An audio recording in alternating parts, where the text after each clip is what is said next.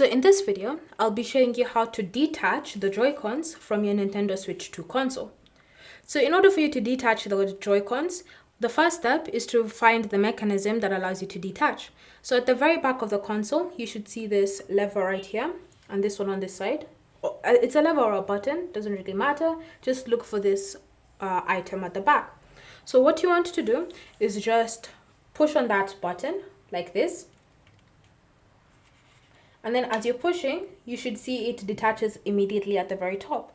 So from here, just pull out the Joy-Con, and then you can see it's successfully detached. So you can do the same thing on the other side. Just push on that button until it detaches, and then pull to remove it completely.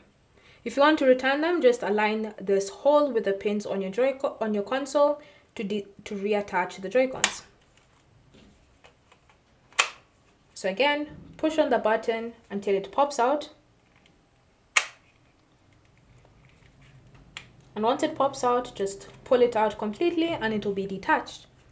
If you have any questions or comments, leave them down below and we'll get back to you.